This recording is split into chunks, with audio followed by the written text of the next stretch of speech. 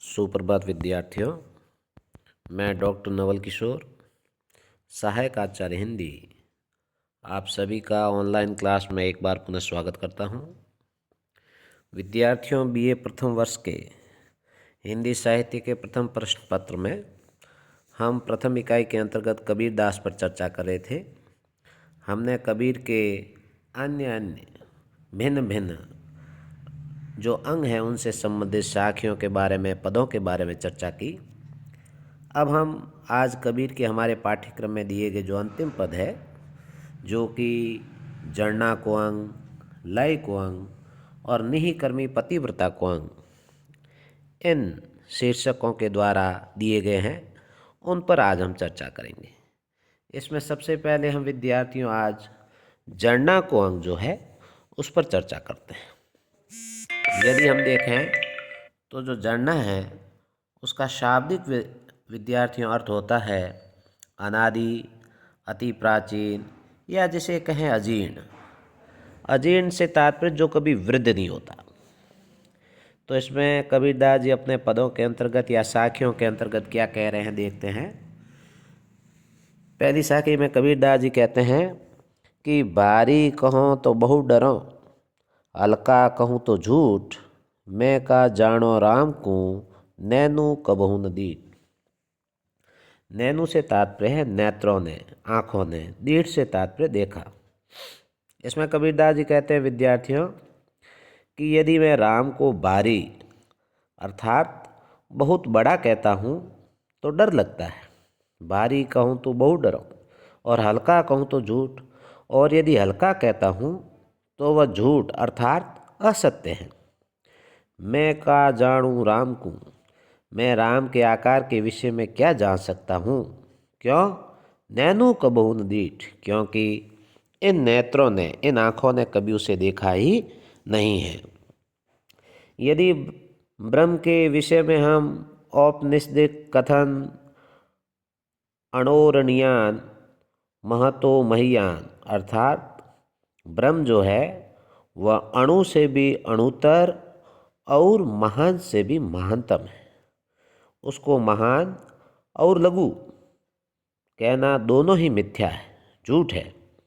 बड़ा और छोटा होना अन्य वस्तु सापेक्ष होता है। ईश्वर के अलावा कोई दूसरा तत्व है ही नहीं, तो वह किससे बड़ा या छोटा होगा। उसे ज्ञान दृष्टि से ही प्रत्यक्ष किया जा सकता है और वह केवल अनुभूति का विषय है। ऐसी स्थिति में किसी आकार की परिकल्पना करना संभव नहीं है। भारी और हल्का में यह व्यंजना भी है कि जो भारी भरकम ईश्वरीय आकार की कल्पना भक्त के लिए डरावनी होगी, और हल्का जो है तत्वहीनता का बोधक शब्द है। इस प्रकार से इस साखी में कबीरदास जी यही कहना चाहते हैं कि ईश्वर का जो रूप आकार है उसके बारे में कल्पना करना किसी भक्त के लिए संभव नहीं है। अगले पद में क्या कहते हैं देखते हैं। अगले पद में कबीरदास जी कह रहे हैं कि दीठा है तो कस कहूँ, और कहया न को पतियाई, हरि जैसा है तैसा रहो, तू हरिषि गुण गाई। दीठा है, दीठा से तात्पर्य देखा है। कस कहो, कस कहूँ से मतलब कस से तात्पर्य कैसे। कया न कोई पतियाई, पतियाई का अर्थ होता है विश्वास करना, और हर्षि हर्षित होकर, खुश होकर, आनंदित होकर। तो इसमें कबीरदास जी कहते हैं कि यदि मैंने उस ईश्वर को ज्ञान दृष्टि से देखा भी है तो उस वर्णनातीत का वर्णन कैसे करूं। वह तो वर्णन से परे है, अतः उसका वर्णन किस प्रकार से करूं। यदि वर्णन का प्रयत्न करूंगा तो उसमें कुछ न कुछ अवश्य ही कमी रह जाएगी। अर्थात कहने का तात्पर्य है कि मैं वाणी से उस अनुभूति को एकदम उसी रूप में सबके सामने प्रेषित नहीं कर सकूंगा। और ऐसी स्थिति में क्या होगा? ऐसी स्थिति में सुनने वाला उस कथन पर विश्वास भी नहीं करेगा।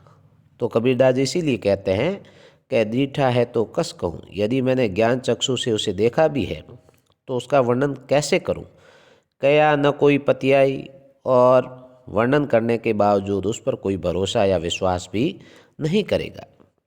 हरि जैसा है तैसा रहो, तू हरिसी गुण गाई। इसलिए कबीरदास जी कहते हैं कि मेरी सलाह तो यही है कि भगवान जैसे हैं उन्हें वैसे ही रहने दो, और तुम तो क्या करो, हर्षित होकर उसका गुणगान करो। भगवान के स्वरूप, आकार आदि के विषय में तर्क वितर्क और ऊहापोह से कोई विशेष लाभ नहीं है। उसे तो हमें विशुद्ध दार्शनिकों के लिए छोड़ देना चाहिए, और भक्त को तो हर्षित होकर उसका गुण कथन ही करना चाहिए। ऐसा ही भाव है कबीरदास जी यहाँ पर अभिव्यक्त कर रहे हैं। और अब हम कबीरदास जी के अगले जो पद हैं, जो कि हमारे पाठ्यक्रम में लय को अंग के नाम से दिए गए हैं, और यदि इस अंग में हम देखें तो पर्चा को जो अंग है उसका भाव विस्तार यहाँ पर कबीरदास जी ने किया है। कबीर इस अंग में शून्य में या परम तत्व में लय का चित्रण करते हैं। लय से तात्पर्य लय। उन्होंने गंगा यमुना अर्थात ईड़ा पिंगला के बीच सहज शून्य के घाट पर अपना मठ बना लिया है, और वे कमल कुआं के रस का निरंतर पान कर रहे हैं। ऐसा ही भाव उनके यहाँ पर साखियों में दिखाई देता है। पहली साखी को देखते हैं विद्यार्थियों। कबीरदास जी कहते हैं, सुरती ढिकुलो लेज लियो, मन नित डोलन हार, कंवल कुआं में प्रेम रस पीवे बारंबार। सुरती से तात्पर्य है स्मृति, या कहें ईश्वरोन्मुखी रागात्मक जो वृत्ति है वह है सुरती। ढिकुली पानी खींचने का एक यंत्र है। लेज रस्सी को कहते हैं। ल्यो से तात्पर्य लय या ध्यान, जिसे लय योग भी कह सकते हैं। ढोलनहार ढरकाने वाला। कंवल कुआं, जिसे कबीरदास जी ने सहस्रार चक्र कहा है। तो इस प्रकार से इस साखी में कबीरदास जी कहते हैं कि सुरती ढिकुलो लेज ल्यो, मन नित डोलनहार। कबीरदास जी कहते हैं कि सहस्रार चक्र रूपी जो कंवल कुआं है प्रेम के रस से भरा हुआ है, और स्मृति रूपी ढिकुली और जो लय रूपी रस्सी से है जल खींच खींच कर मन है नित्य शरीर के अंदर उसको ढरकाता या ढलकाता रहता है।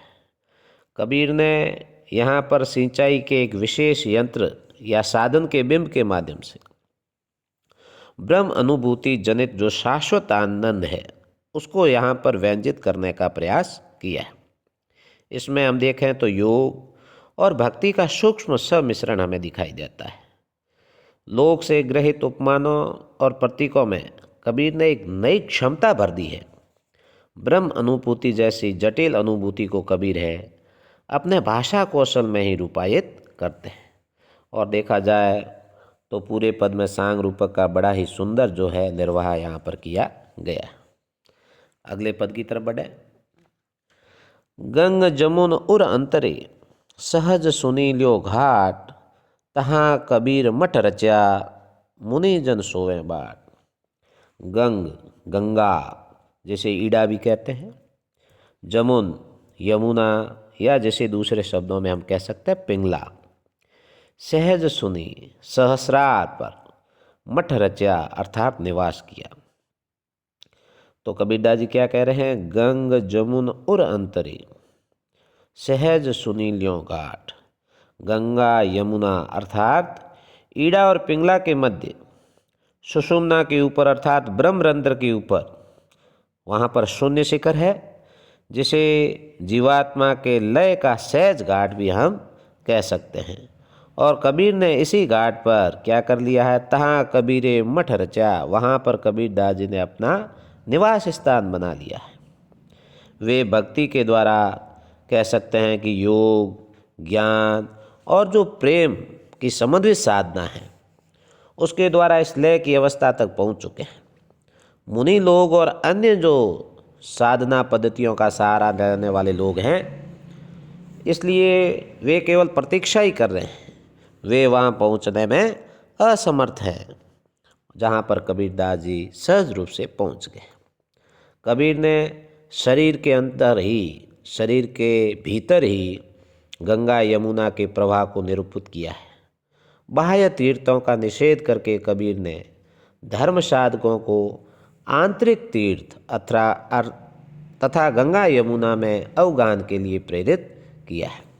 देखा जाए तो व्यतिरेक अलंकार की यहाँ प्रयोजना है और योग का स्पष्ट प्रभाव भी हमें यहाँ पर दिखाई देता है। अब हम कबीरदास जी के अंतिम पद की तरफ बढ़ते हैं, अंतिम साखी की तरफ बढ़ते हैं, जो कि निहि कर्मी पतिव्रता को अंग नाम से दी गई है। विद्यार्थियों, ईश्वर से परिचय तथा उसमें पूर्ण लीन हो जाने के बाद आत्मा रूपी जो प्रियतमा है, ईश्वर के प्रति पतिव्रता नारी की तरह आचरण करती है। उसमें अनन्य तथा एकांतिक प्रेम की अनुभूति होती है। परम गुणगान प्रियतम की प्रियतमा यदि दूसरे पुरुषों या देवताओं से हंसकर बात करती है तो वह अपने को सिर्फ कलंकित करती है। वह तो अपने प्रियतम के अलावा किसी और को देखना ही नहीं चाहती और उससे एक मर्यादित और एकनिष्ठ पति की तरह ही व्यवहार की अपेक्षा भी करती है। उसके पास अपना कुछ भी नहीं है, जो कुछ है वह परमात्मा का ही है। इस प्रकार से जो नहीं कर्मी पतिव्रता है, उसके अंग में कबीरदास जी ने जो साखी कही है उसमें कबीर कह रहे हैं, कबीर रेख सुंदर की काजल दिया न जाई, नैनो रमैया रमी रया, दूजा कहाँ समाई। सुंदर सिंदूर जो है, जैसे सौभाग्य का चिन्ह कहते हैं।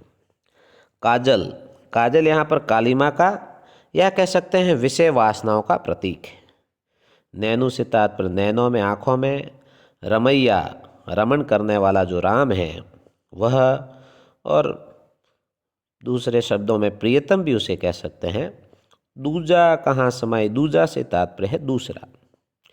कबीरदास जी कहते हैं या आत्मा रूपी प्रियतमा कह रही है कि मैंने अपने मस्तक पर सौभाग्य का सिंदूर लगा रखा है। कबीरदास जी कह रहे हैं, रेख सुंदर की मैंने अपने सिर पर सौभाग्य का सिंदूर लगा रखा है, काजल दिया न जाई। अब क्या उसकी जगह काजल लगाया जा सकता है। नैनो रमैया रमी रया, दूजा कहाँ समाई। प्रियतम के प्रेम तथा अनुराग का जो गौरव मुझे प्राप्त हुआ है, विषय वास्ता रूपी काजल लगाने से क्या मेरी शोभा उसमें बढ़ेगी। इसीलिए आगे कहते हैं, मेरे नेत्रों में तो सर्वत्र रमण करने वाला जो राम है वह रम रहा है, उसमें दूसरा कैसे समा सकता है। काजल की जो जगह है वो आँखों में है, वहाँ पर राम रमण कर रहे हैं, उसके रहते किसी और शोभा कारक वस्तु की क्या आवश्यकता है। राम के प्रति अनुराग रखने वाले जो भक्त के मन में किसी अन्य देवी देवता के लिए स्थान नहीं होता है। इस साखी का यदि दूसरा अर्थ भी हम लें तो वह यह हो सकता है विद्यार्थियों कि नेत्रों में सिंदूर की रेखा अर्थात अनुराग की जो लालिमा है, लाल डोरे होने के कारण उसमें काजल नहीं दिया जा सकता। उसी तरह से राम के आँखों में बसते हुए किसी और देवी देवता या माया या वासना को नहीं बसाया जा सकता है।